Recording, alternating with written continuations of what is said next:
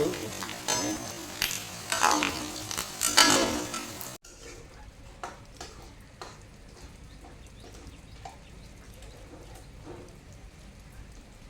Super.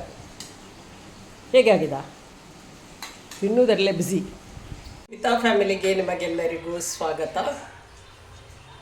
ಇವಾಗ ಮನ್ವಿತಾ ಮತ್ತು ನಾನು ಕಿಚನಲ್ಲಿದ್ದೇವೆ. ಸಾಯಂಕಾಲಕ್ಕೆ ಏನಾದರೂ ಸ್ನ್ಯಾಕ್ಸ್ ಮಾಡೋಣ ಅಂತೇಳಿ ಮನ್ವಿತಾ ಹೊರಟಿದ್ದಾಳೆ. ಹಾಗಾಗಿ ಅವಳು ಮಾಡುವಾಗ ನಾನು ಸ್ವಲ್ಪ ವೀಡಿಯೋ ಮಾಡ್ತಾ ಇದ್ದೇನೆ.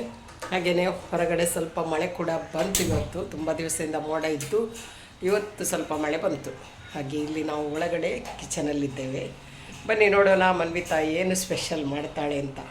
ತುಂಬ ದಿವಸದಿಂದ ಮೋಡ ಆಗಿ ಇವತ್ತು ಸ್ವಲ್ಪ ಮಳೆ ಬರ್ತಾ ಇದೆ.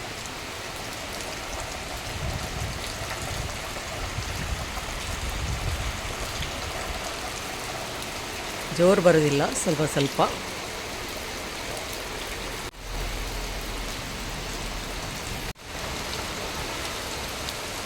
ಮನ್ವಿತಾ ಮಸಾಲ ಪುರಿ ಮಾಡಲಿಕ್ಕೆ ಇವಾಗ ಟೊಮೆಟೊ, ಕೊತ್ತಂಬರಿ ಸೊಪ್ಪು, ಪುದೀನ ಸೊಪ್ಪು, ಬೆಳ್ಳುಳ್ಳಿ, ಶುಂಠಿ, ಕಾಯಿಮೆಣಸು ಇದನ್ನೆಲ್ಲ ರೆಡಿ ಮಾಡಿ ತೊಗೊಂಡಿದ್ದಾಳೆ.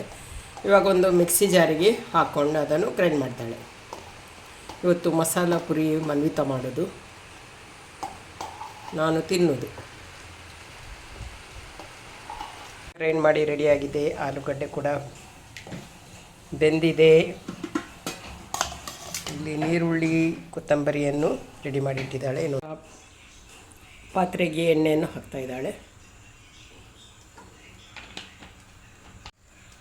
ಸ್ವಲ್ಪ ಜೀರಿಗೆ ಹಾಕಿ ಆದಮೇಲೆ ಇಲ್ಲಿ ಸಣ್ಣದಾಗಿ ಕಟ್ ಮಾಡಿಟ್ಟಂಥ ನೀರುಳ್ಳಿ ಹಾಕಿ ಅದನ್ನು ಫ್ರೈ ಮಾಡೋದು. ಮತ್ತು ಕೊತ್ತಂಬರಿ ಸೊಪ್ಪನ್ನು ಮತ್ತೆ ಹಾಕೋದಾ?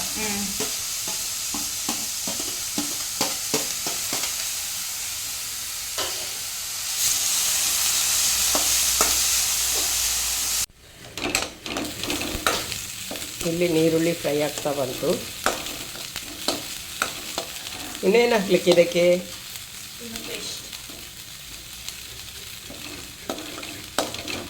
ರೆಡಿ ಮಾಡಿಟ್ಟಂಥ ಪೇಸ್ಟ್ ಇದನ್ನು ಹಾಕಲಿಕ್ಕಿದೆ. ನಾನು ಪೇಸ್ಟ್ ಅಂತ ಹೇಳುವಾಗ ಜಿಂಜರ್ ಗಾರ್ಲಿಕ್ ಪೇಸ್ಟ್ ಅಂತ ಅಂದ್ಕೊಂಡೆ. ಖಾರ ಉಂಟಾ? ನಿಮಗೆ ಖಾರ ಆದರೆ ಹೇಗೆ ತಿಂತೀಯಾ? ಹಾಕು.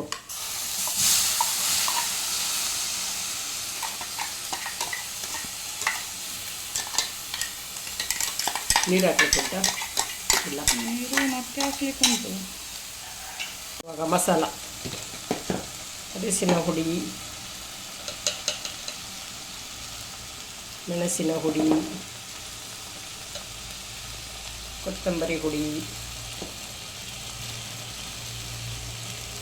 ಚಾಟ್ ಮಸಾಲ, ತಕ್ಕಷ್ಟು ಉಪ್ಪು. ಅದು ಜೀರಿಗೆ ಹಾಕಿದೆಯಾ ಅಲ್ವಾ? ಸ್ವಲ್ಪ ಚಾಟ್ ಮಸಾಲ ಸಾಕು. ಮಿಕ್ಸ್ ಮಾಡು.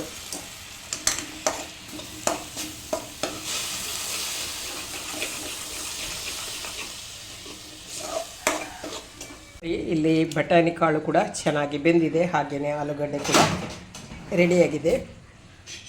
ಇನ್ನು ಇದನ್ನು ಸ್ಮ್ಯಾಶ್ ಮಾಡಲಿಕ್ಕಿದೆ. ಇವಾಗ ಆಲೂಗಡ್ಡೆ ಮತ್ತು ಬಟಾಣಿಯನ್ನು ಒಂದರಲ್ಲೇ ಹಾಕಿದೆ. ಅದನ್ನು ಇವಾಗ ಸ್ಮ್ಯಾಶ್ ಮಾಡಬೇಕು. ಬಟಾಣಿ ಹಾಗೂ ಆಲೂಗಡ್ಡೆಯನ್ನು ಸ್ಮ್ಯಾಶ್ ಮಾಡಿ ಆಯಿತು. ಹಾಗೆಯೇ ಇಲ್ಲಿ ಮಸಾಲ ಕೂಡ ಚೆನ್ನಾಗಿ ಕುದೀತಾ ಇದೆ. ಸ್ಮ್ಯಾಶ್ ಮಾಡಿದ ಆಲೂಗಡ್ಡೆ ಹಾಗೂ ಬಟಾಣಿಯನ್ನು ಹಾಕೋದು.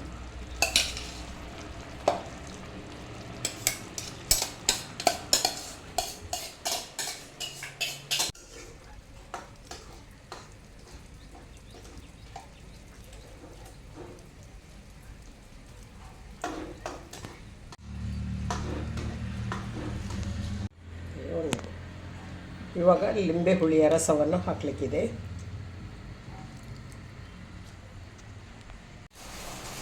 ಇಲ್ಲಿ ಎಣ್ಣೆ ಬಿಸಿ ಮಾಡಲಿಕ್ಕೆ ಇಟ್ಟಿದ್ದೇನೆ. ಎಣ್ಣೆ ಕೂಡ ಬಿಸಿ ಆಯಿತು. ಇವಾಗ ಪೂರಿಯನ್ನು ಫ್ರೈ ಮಾಡಬೇಕು.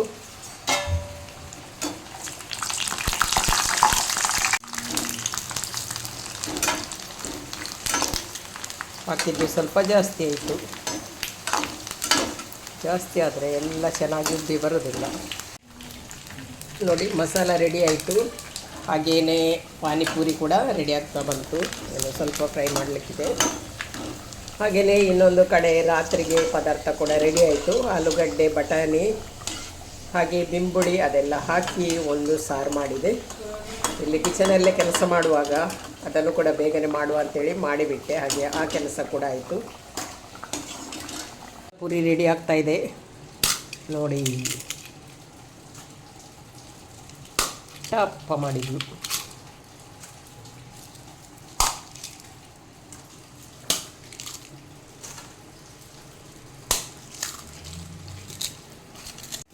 ಪೂರಿಯನ್ನು ಹುಡಿ ಮಾಡಿ ಆಯಿತು. ಇನ್ನು ಇದಕ್ಕೆ ಮಸಾಲವನ್ನು ಹಾಕೋದು.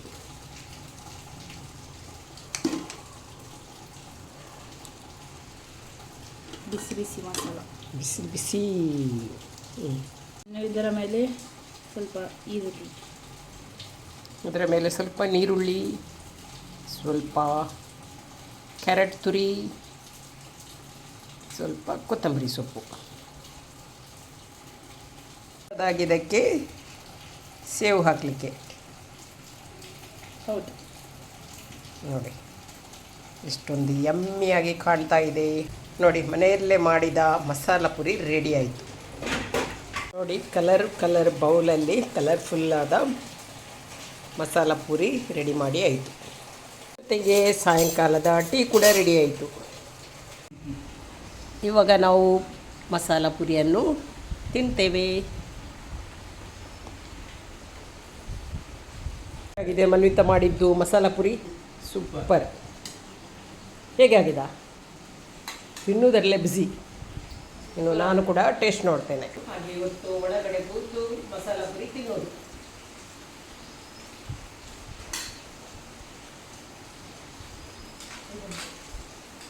ಒಳ್ಳೆದಾಗಿದೆ, ಸೂಪರ್ ಆಗಿದೆ. ಮಾಡಿದ್ದು ಕಡಿಮೆ ಆಗಿದೆ.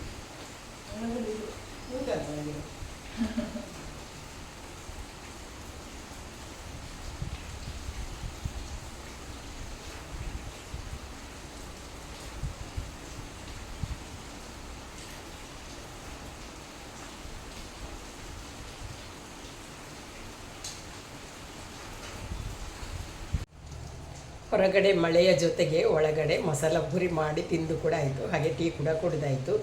ರಾತ್ರಿಗೆ ಅಡುಗೆ ಕೂಡ ಆಯಿತು. ಮಧ್ಯಾಹ್ನ ನಾನು ಸ್ವಲ್ಪ ಸಾರು ಮಾಡಿದ್ದೆ. ವಿವಿಧ ಚಿಗುರು ಅಂದರೆ ಸೊಪ್ಪಿನ ಚಿಗುರಿದ್ದು ನಾನು ಸಾರು ಮಾಡಿದ್ದೆ, ಸ್ವಲ್ಪ ಮಾಡಿದ್ದೆ. ಹಾಗೆ ಅದು ಮಧ್ಯಾಹ್ನಕ್ಕೆ ಸರಿ ಆಯಿತು. ಇವಾಗ ರಾತ್ರಿಗೆ ಕೂಡ ಅಡುಗೆ ರೆಡಿ ಆಯಿತು. ಹಾಗೆ ಹೊರಗಡೆ ಇನ್ನೂ ಪಿರಿ ಮಳೆ ಬರ್ತಾನೆ ಇದೆ. ಹಾಗೆ ಇವತ್ತು ಮನ್ವಿತ ಮಾಡಿದ ಮಸಾಲ ಪೂರಿಯ ರೆಸಿಪಿಯನ್ನು ಮೇಲಿಂದ ಮೇಲೆಗೆ ನಿಮ್ಮ ಜೊತೆಗೆ ಶೇರ್ ಮಾಡಿದೆ. ಹಾಗೆಯೇ ತುಂಬಾ ಟೇಸ್ಟಾಗಿ ಚೆನ್ನಾಗಿ ಕೂಡ ಬಂದಿದೆ. ಇವತ್ತಿನ ಈ ಒಂದು ಸಿಂಪಲಾದ ಬ್ಲಾಗನ್ನು ಇಲ್ಲಿಗೆ ಎಂಡ್ ಮಾಡ್ತೇನೆ. ವಿಡಿಯೋ ಇಷ್ಟ ಆದರೆ ಲೈಕ್ ಮಾಡಿ, ಶೇರ್ ಮಾಡಿ, ಅದೇ ರೀತಿ ಸಬ್ಸ್ಕ್ರೈಬ್ ಮಾಡೋದರ ಮೂಲಕ ಚಾನಲ್ಗೆ ಸಪೋರ್ಟ್ ಮಾಡಿ ಅಂತ ಹೇಳ್ತಾ ಇವತ್ತಿನ ಈ ವಿಡಿಯೋನ ಇಲ್ಲಿಗೆ ಎಂಡ್ ಮಾಡ್ತೇನೆ. ವಿಡಿಯೋ ನೋಡಿದ ನಿಮಗೆಲ್ಲರಿಗೂ ಧನ್ಯವಾದಗಳು.